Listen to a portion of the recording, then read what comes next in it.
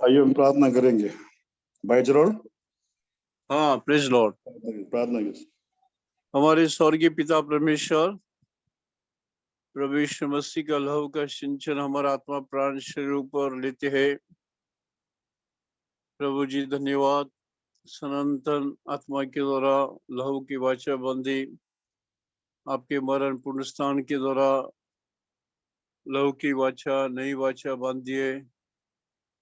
और प्रभु जी, जब हम भाग्य थे तेरा लहू पीते मांस खाते, तब तक तुम फिर तेरे मृत्यु पुनरुत्थान के और जी उठने की हम घोषणा करते हैं। प्रभु जी, हफ्ते भर संभाला, मुझे प्रार्थना की अगुवाई कर, स्तुति आराधना के लिए, धन्यवाद के लिए, मांग विनती के लिए मुझे अनुग्रह सहायता दे। आपकी सनातन प्रेम से प्रेम किया, उसके नजदीक किया हमें। मेरी में 33 सनातन प्रेम से प्रेम किया, इसलिए अनुग्रह से नजदीक किया। प्रभु, तेरे नहीं तो तेरे नजदीक कौन आ सकता है? जिसके ऊपर करुणा करना चाहता करुणा करता है, जिसके ऊपर दया करना चाहता दया करता है। प्रभु जी, ये दौड़ने वाले कि वह अभिलाषा करने वाले हाथ में नहीं रखा है।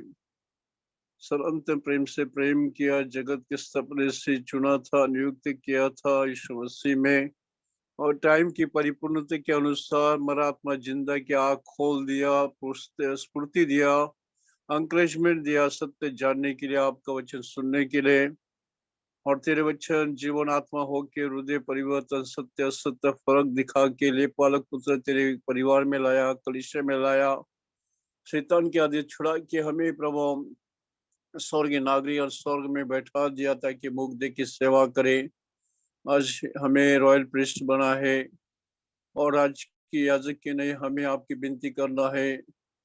इसी के राजा नबी सुधा व्यक्तिगत और सामुदायिक प्रार्थना दौरे और तेरे सिंहासन के सामने सब अपने मांगने उंडेल दिया। भजन से 62:8 कि वो आश्रय स्थान है, शरण स्थान है, उसके सामने अपने मन को उंडेल दे। इसी के राजा ने न लड़ाई किया, कुछ नहीं किया, आपके सामने प्रभु आपकी आज्ञा को माना, व्यवस्था के अनुसार मंदिर को ठीक किया, रिपेयरिंग किया, और प्रभु फसल पर्व बनाया, एक ही वेद यहोवा के ऊपर बलिदान चढ़ाया, आपकी आज्ञा माना प्रभु जी। और फिर बाद में प्रभु जी दुआ किया कि शनिवीर राज्य से छुटकारे के लिए आपने बड़ा चमत्कार करके न बल से न पराक्रम से आत्मा के द्वारा छुटकारा दिया। प्रभु इज्जत मान दिया। वो जिंदा परमेश्वर आज यीशु मसीह कल युगानी इच्छा है। अभी भी याज की सेवा हमें करना है, और जी याज की सेवा हमें दिया है प्रभु जी।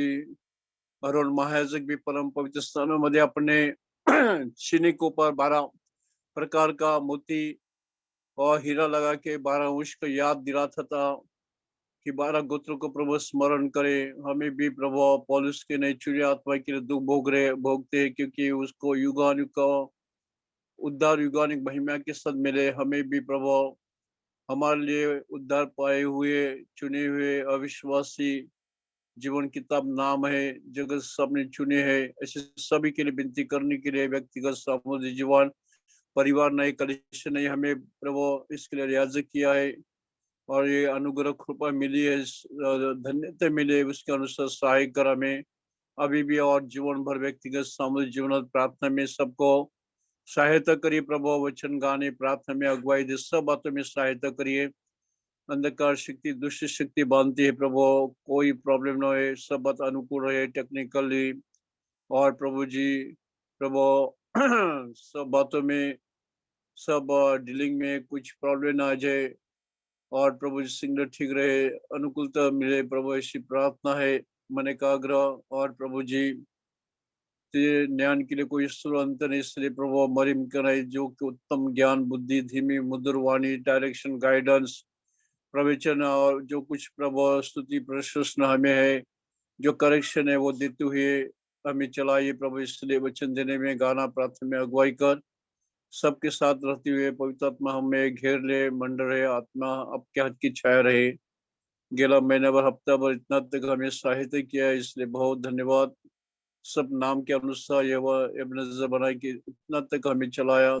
और प्रभु इस साल के प्रतिदिन के प्रति क्षण की हर एक रेगुलर स्पेशल मीटिंग और भिन्न भिन्न स्पेशल प्रोग्राम मैरिज हो कुछ भी हो उसके लिए प्रार्थना करते हैं, जैसे सैंड्री का है और प्रभु रिबिका योग का है और नितल और प्रभु प्रॉक्सी के लिए और दूसरे विश्वासी और अभी मीटिंग के लिए सहाय करे। प्रभु हमारे हृदय और स्थान में चल फिर निवास कर और प्रभु अंतरात्मा शक्तिमान पर और आशावाड़ो और पुरुषवाड़ो प्रभु समर्पण करने के लिए और वार्निंग शिक्षण ज्ञान बुद्धि दान वरदान आकर्षण कोई घटी न रहे, जैसा करिंथे में लिखा है सब प्रकार के वरदान हमें दे और तेरी शांति आनंद से भर दे और तेरे हाथों में सौंपती प्रार्थना में अगुवाई कर।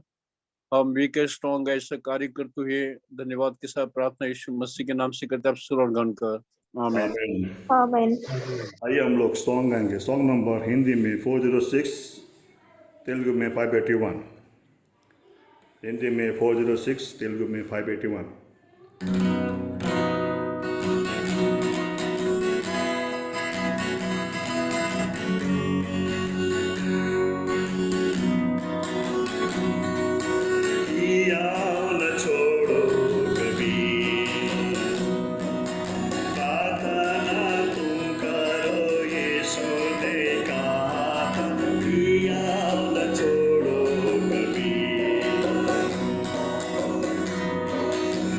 जग में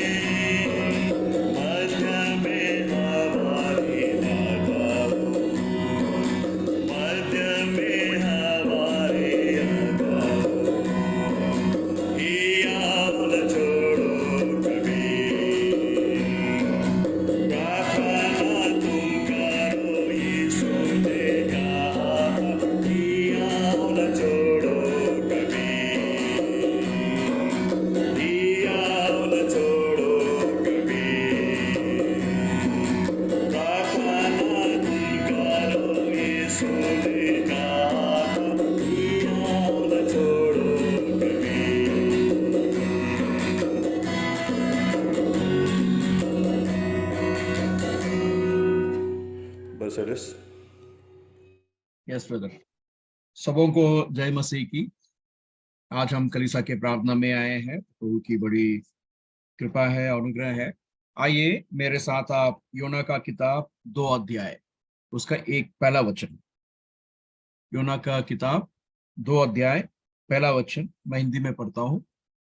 तब योना ने महामच्छ के पेट में से अपने परमेश्वर यहोवा से प्रार्थना करके कहा।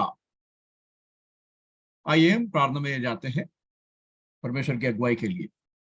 हमारे अनुग्रहकारी प्यारे पिता परमेश्वर, इस शाम के समय आपको भाया कि हम सब आपके उपस्थित आए रहे और प्रभु जी आपको और ताकि हमारे जीवन की उथल पुथल को और जितने भी जो हमारे मन में शंकाएं हैं, डर है, भय है, और प्रभु जी जो हमें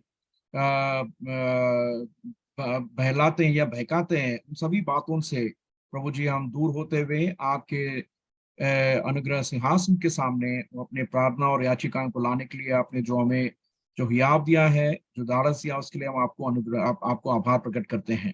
प्रभु जी जो वचन भाग अभी पढ़े हैं वो हम सभी को, सबसे पहले मुझसे और हम सभी के साथ बात करते हुए हमारे जीवन को ठीक ठाक करते हुए, जैसा भी गाना सुना है, भजन सुना है, प्रभु जी की प्रार्थना में रहे, उसी तरह से लगे रहने के लिए हमें सिखाएं और हमें प्रभु जी आगे चलाएं। सभी बातों को आपकी ओर ताकते हुए हमारे उद्धारकर्ता प्रभु यीशु मसीह के नाम पे प्रार्थना करते हैं। सुनिए और ग्रहण कीजिए। आमीन। यह सब तो सुपरिचित भाग है। हम जब देख रहे हैं योना का जो दूसरे अध्याय में, और योना का परिचय भी हम सभी को पता है, उसने क्या किया था। जब यहोवा ने योना से कहा कि उठकर जाकर निनेवे को के विरुद्ध प्रचार कर कि उसकी बुराई मेरे दृष्टि में आ चुकी है, इस बात को योना क्या करता है, परमेश्वर के विरुद्ध जाता है, ताकि निनेवे के विरुद्ध प्रचार करने के बजाय वो परमेश्वर के सम्मुख से भाग जाके वो क्या करता है, तर्शीश के ओर जाने की अपना प्रयास करता है। और वहां से जाके वो योपा में क्या करता है, वो एक नाव में बैठ जाता है। उसके बाद की कहानी हमें पता है। तो जब यहोवा के सन्मुख से हम अलग हो जाते हैं, दूर हो जाते हैं, तो हम अपने उस अनुग्रह सिंहासन से दूर होने वाले और प्रभु को हम बाधा पहुंचाने वाले होते हैं। और जब भी हम अपने विचार के द्वारा अपने ही हिसाब से जब चलते हैं तो उसे हमें हमेशा से ही नष्ट पहुंचता है, लेकिन उसमें कोई अच्छाई नहीं मिलती है। और यहाँ पर भी हम देखते हैं जैसे ही योना जब परमेश्वर की उपस्थिति से निकल गया तो परमेश्वर ने क्या किया। चौथे वचन के अगर पहले अध्याय के 4वें वचन देखते हैं, तब यहोवा ने समुद्र में एक प्रचंड आंधी चलाई और समुद्र में बड़ी आंधी उठी, तब यह तक कि जहाज टूटने पर था। तो ये जो प्रचंड आंधी जो आती है वो हमेशा से या तो हमारे उस डिसोबीडियंस या मतलब अनाज्ञाकारिता के कारण से, या फिर हमारे ही जो हम काम करते हैं जो प्रभु के परमेश्वर के विरुद्ध है, उनसे हमें क्या होता है, ये सब आंधी तूफान में हम जपड़ जाते हैं। और क्या है, पश्चाताप करने के बजाय और आगे बढ़ जाता है। और जहाज में जब सोता है तो उसके बाद में जब वो सबसे प्रार्थना करते हैं तो फाइनली पता चलता है कि ये योना की वजह से हुआ, तो उसको योना को पानी में फेंक देते हैं। तब यहाँ तक ये शीर्षक हमको पता है। तब उसने यो कहां से प्रार्थना किया, सबसे पहले हम यहाँ देखते हैं योना का प्रार्थना कहां से हुआ। यो महामच्छ के पेट में से। वो क्या कर रहा है कि जब प्रार्थना तब किया तब कि उसका पूरी बहुत ही बड़ी दुखदायक नहीं, बहुत ही भयानक परिस्थिति में, मतलब मछली के पेट में जाना मतलब मृत्यु को चूम लेना, और कोई दूसरा चारा नहीं है। मतलब वो गर्भ के अंदर चले गया है और वो उसके अंदर से निकलने का कोई उपाय नहीं है। उस समस्या में कई बार हम भी घुस जाते हैं, हम भी बढ़ जाते हैं, हमारे भी ऐसे लग जाते हैं, ऐसे लगता है कि हम इस परिस्थिति में आए हैं कि हमें इसमें से कोई उपचार नहीं है, कोई रास्ता नहीं दिखाई पड़ता, और हमें जैसा लगता है कि दलदल में फंस गए हैं और इसमें से हम कभी बाहर उभर नहीं पाएंगे और हमारी इसमें पूरी तरह से नाश होना तय है।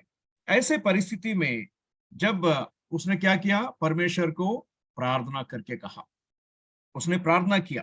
तो हमें ये बात को याद दिलाता है कि जब हम कोई भी परिस्थिति में क्यों ना हो, हमें उस छुटकारे की उम्मीद जो है वो हमेशा बनी रहनी चाहिए, क्योंकि हमारा छुटकारा देने वाला परमेश्वर है। और ये यथार्थता के साथ हमारी प्रार्थना में आना चाहिए, और परमेश्वर के उस सिंहासन के पास हमें जाने के लिए परमेश्वर का वचन में वो हियाव देता है। जैसे अगर हम परमेश्वर की अगर जो अनुग्रह सिंहासन है, जो हम हिब्रानी की पत्री 4 अध्याय में देख सकते हैं 16 वचन में, कि हम अनुग्रह सिंहासन के निकट सांस बांधकर हम जा सकते हैं, और वहां पे अनुग्रह भी पा सकते हैं, और आवश्यकता के समय पर हमारा सहायता करने वाला परमेश्वर हमारे साथ है। दूसरी बात देखते हैं कि वो कहाँ प्रार्थना किया। उस मच्छी के पेट, जिसको क्या कहता है वो अधोलोक के उधर में से, मतलब अधोलोक मतलब हेल, मतलब वो वैसी जगह है जहां से कोई भी निकल नहीं पाएगा। जब उसने चिल्ला उठा तो वहां से उसने चिल्लाया। इसका बहुत ही बड़ा हमें हियाव मिलता है कि हम कोई भी परिस्थिति में क्यों ना हो, क्योंकि परमेश्वर मसीह हमारे में जीवता है और हमारे में बसे हैं, और जहां पर भी जाते हैं, कहीं कौन सी भी परिस्थिति में क्यों ना हो, हम अपने परमेश्वर के साथ अपनी कम्युनियन, मतलब उनके साथ मेल मिलाप, या उनके साथ प्रार्थना, या उनके साथ बात करना, या अपनी जो पीड़ा है उन्हें सुना सकते हैं, क्योंकि वो हमेशा से हमारे अंदर उपलब्ध है, हमेशा से हमारे साथ है, हमारे में रहता है। तीसरी बात देखते हैं कि उसने जब वो किनको प्रार्थना किया, उस वचन में देखते हैं कि अपने परमेश्वर यहोवा से, अपने परमेश्वर या मेरा परमेश्वर मेरा यहोवा से मैं प्रार्थना करूंगा। और जब मैं चिल्ला उठा तो मेरा परमेश्वर मुझे उससे छुटकारा देने वाली बात परमेश्वर है। जैसा अगर हम ये यिर्मयाह का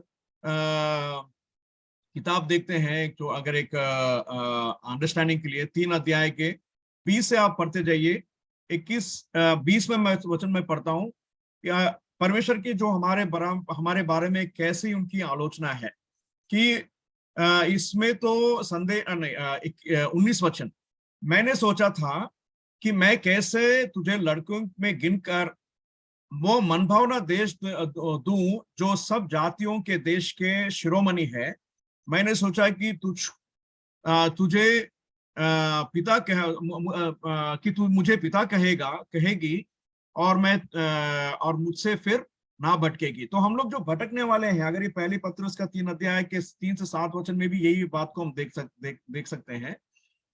वो कहता है कि मैं तेरा पिता बनूंगा और तू मेरे लड़के बनेंगे, और मैं तुम्हारे लिए बहुत ही मनभावा देश देने के लिए मैं तैयार हूं। लेकिन हमारा कैसा बर्ताव है, हम हटीलेपन में रहते हुए भटकने वाले रास्ते से, परमेश्वर के रास्ते से दूर जाने वाले हैं। तो फिर वो 22 वचन में कहता है कि फिर भी परमेश्वर अपनी ओर से अपने हाथ बढ़ाता है, जैसे वो आंधी तूफान लेके आया और मच्छी को तैयार करके रखा, ताकि जो विरोध करके जाने वाले उस योना को बचाने के लिए, उसी तरह से बोलते हैं, हे भटकने वाले लड़कों लौट आओ, मैं तुम्हारे भटकने सुधार दूंगा।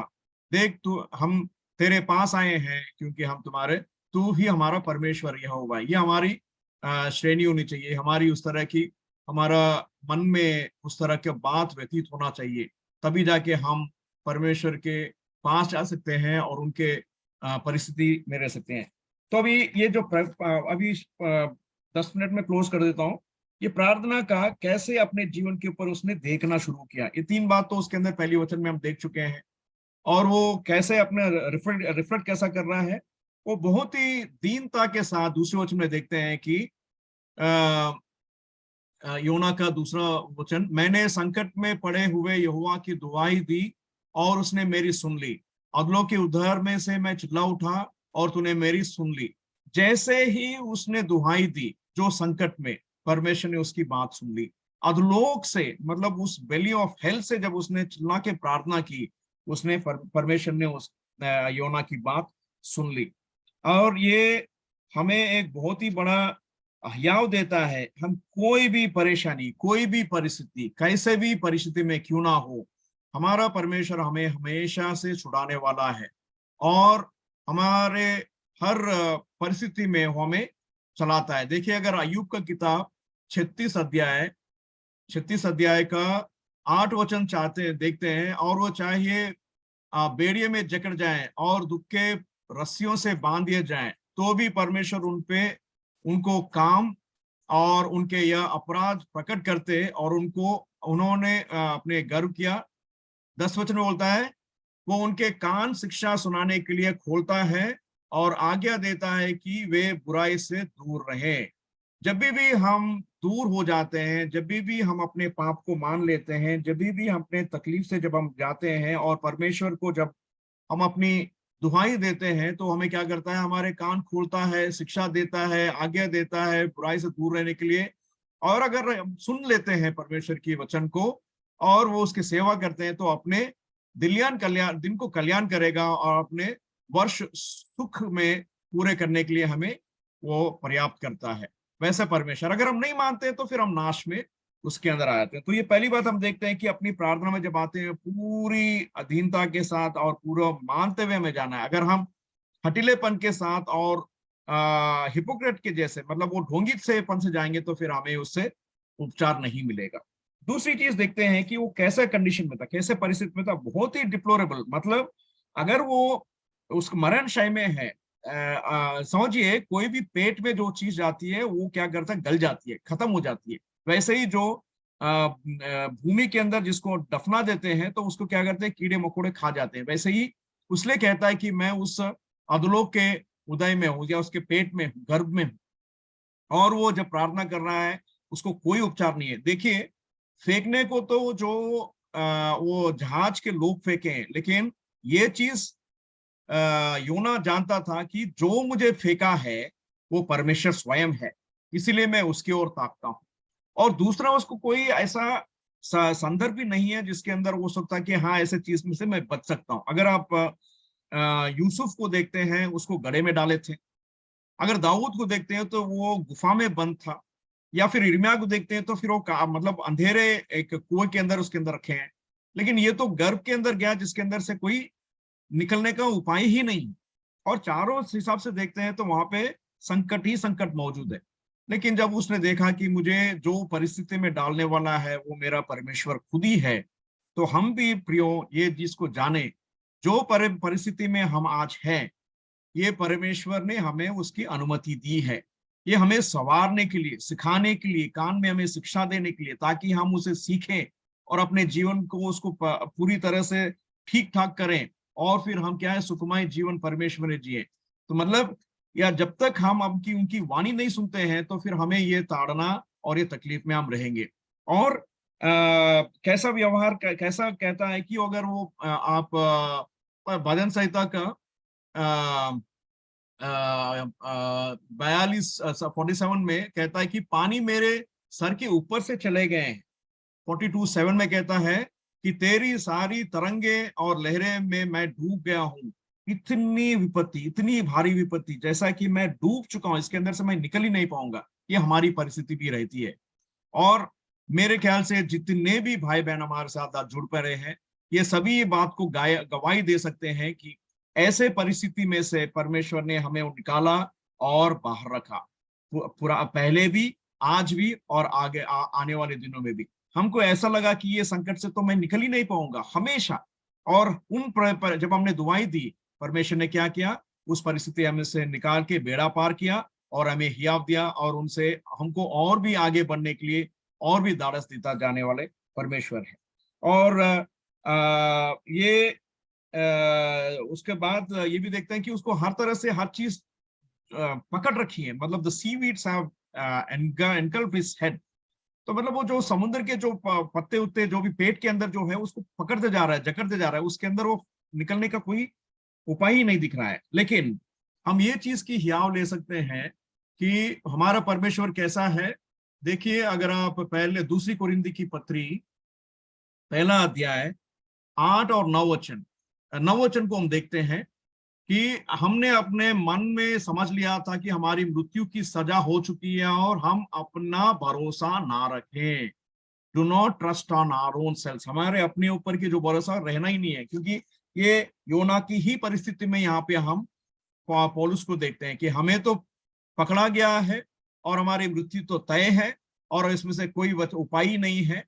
लेकिन हमारा जो भरोसा है वो हम पर नहीं है, लेकिन जो मरे हुओं से जिलाता है उसके ऊपर हमारी विश्वास है, उसके ऊपर हमारा भरोसा है। वही परमेश्वर है जो मुझे इस संकट से मुझे बचा सकता है, जो मृत्यु के क्षय से मुझे उठा सकता है, जो मृत्यु के डंक से मुझे बचा सकता है। ऐसा परमेश्वर को वो ताक रहा है। इसी तरह जैसा जोना ने प्रार्थना किया उसी तरह से। और योना कैसा प्रार्थना किया, उसने बोला परमेश्वर वो पानी मेरे जैसे सिर के ऊपर से जा रहा हूं, या मैं तो उसको उसके अंदर जा नहीं सक रहा हूं। ये सब उसने भजन संहिता संहितकार जो दाऊद है उसके प्रार्थनाओं को उसको लेके अपने जीवन में वो दर्शा रहा है, उसके ऊपर वो ले रहा है।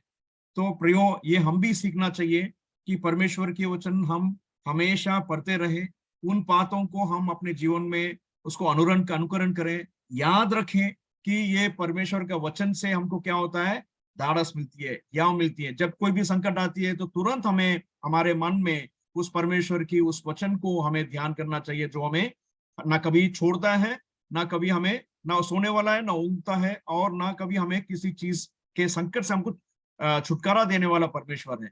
और जब हम वचन में और बेदारी से के साथ और ज्यादा पढ़ते रहते हैं तो उसके अंदर हमको क्या करता है, वचन हमें हमेशा हर परिस्थिति में फलाना वचन आके हमको क्या करता है, वो याद देके आगे बढ़ाता है। और कैसे भयानक सिचुएशन में, इतनी भयानक परिस्थिति में था, उसने उसने परमेश्वर की दुहाई दी और परमेश्वर ने उसको याद जब किया तो उसने उस बात को सुन लिया और उसके तुरंत ही जवाब दिया। लेकिन उसका कैसा परिस्थिति था देखिए। कई बार हमको लगता है कि यार मैं तो हताश हो गया हूँ, इसके अंदर से मैं निकल नहीं पाऊंगा, मैं कैसे इस बात से मैं इसको कैसे मैं समझूं, कैसे इसको मैं संभालूं, कैसे ये करूं। तो देखिए एक अच्छा वचन को हम देखते हैं, भजन संहिता 27 अध्याय का 13 वचन। भजन संहिता 27 का 13। यदि मुझे विश्वास ना होता कि जीवितों की पृथ्वी पर यहोवा की भलाई ना देखूंगा तो मैं मूर्छ हो जाता। तो हम भी कई बार मूर्छ हो जाने वाले परिस्थिति में हैं। हम कई ऐसे परिस्थिति को देखे हैं हाल ही में, जो हम भाई सूर्यवंश के घर के आसपास में जो आग लगी हो, या फिर कोई ऑपरेशन हो, या फिर कोई ऐसी परिस्थिति जिसमें से हम उस उधार में से हम लोग बाहर नहीं निकल सकते, या ऐसी कोई परिस्थिति जिसके अंदर हम लोग को कोई ये नहीं है, आप तो बोले मैं तो पूरी तरह से हार गया हूँ, हताश हो चुका हूँ, मूर्छ होने वाला हूँ। लेकिन उसने फिर भजन संहितकार याद करता है कि मुझे विश्वास नहीं होता अगर मैं उस जीवित का पृथ्वी पर यहोवा की भलाई को ना देखता, क्योंकि हम सब एक दूसरों के साथ भाईचारे में हैं, एक दूसरों को हम याद दे सकते हैं, एक दूसरों की हमारी जो गवाही है उस गवाही के द्वारा हम दूसरों को ये बात को जता सकते हैं कि हमारा परमेश्वर जीवितों का परमेश्वर है, वो अपने भलाई हमें दिखाएगा। और हमने हाल ही में ही इतने सारे परिवार है, मैं नाम नहीं लेना चाहता, परमेश्वर की महिमा हम सभी देख चुके हैं, और जैसे सभी को उन चीजों से बाहर निकाल रखा है। और देखिए और एक बात, भजन संहिता 9 अध्याय, क्योंकि अभी टाइम खत्म होने वाला है, 9 अध्याय 13 और 14 वचन में कहता है, हे यहोवा मुझ पर दया कर, देख मेरे बैरी मुझ पर अत्याचार कर रहे हैं। यहाँ लिखता है कि मृत्यु के फाटकों से बचा सकता है कौन, बचा सकता है, तू ही मुझे बचा सकता है, ताकि मैं सियोन के फाटकों के पास तेरे सब गुणों का वर्णन करूं। ये हमारा सबसे बड़ी नैतिक और निज हमारा ये रहना चाहिए, एटीट्यूड रहना चाहिए। जितने भी परेशानी हो, वो परेशानियों में से जब परमेश्वर हमें निकालता है तो हमारा मन का रहना चाहिए कि उस परमेश्वर के घर के ऊपर अपना ये रहना चाहिए, अपना आंख लगाए रहना चाहिए, और उसी में हमको अपना खुशी दिखना चाहिए, और उसी में अपना पूरी तरह से तृप्त रहना चाहिए। देखिए 7 वचन में 7 वचन देखिए योना का, 2 अध्याय 7 वचन में योना का क्या एटीट्यूड है। जब मैं मूर्छ खाने लगा तब मैंने यहोवा को स्मरण किया और मेरा प्रार्थना तेरे पास वरन तेरे पवित्र मंदिर में पहुंच गई।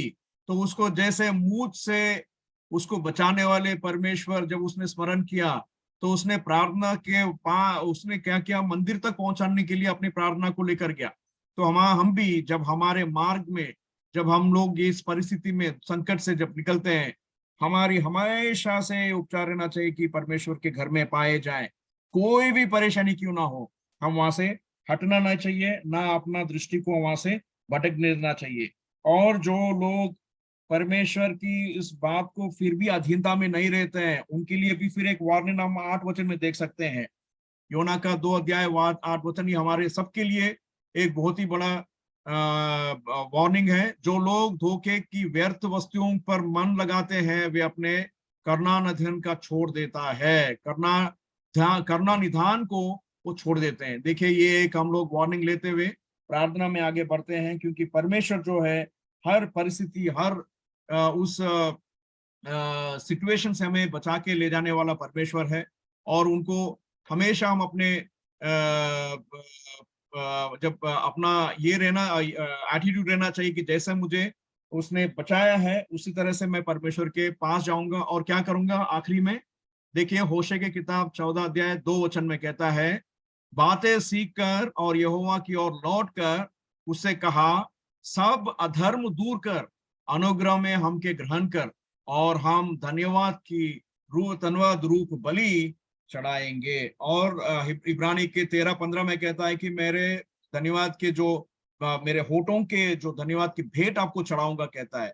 तो ये हमारा उस तरह का एटीट्यूड रहना चाहिए, हमेशा परमेश्वर के घर में पाना चाहिए, परमेश्वर के ऊपर उपस्थिति में रहना चाहिए। हमारी प्रार्थना, हमारी आराधना और हमारे जो मन के जो धन्यवाद के भेंट है, वो सभी परमेश्वर को चढ़ाना चाहिए। जिस दिन हम दूर हटे हैं, उस दिन हमारा परमेश्वर के साथ हमारा जो संबंध है वो टूट जाते हैं। तो परमेश्वर हमें इन सभी चीजों को आगाह करते हुए, हमें बचा के रखते हुए, परमेश्वर अब अपने वचन में हमें और भी दारस दे। भाई थापा। गाब्रियल।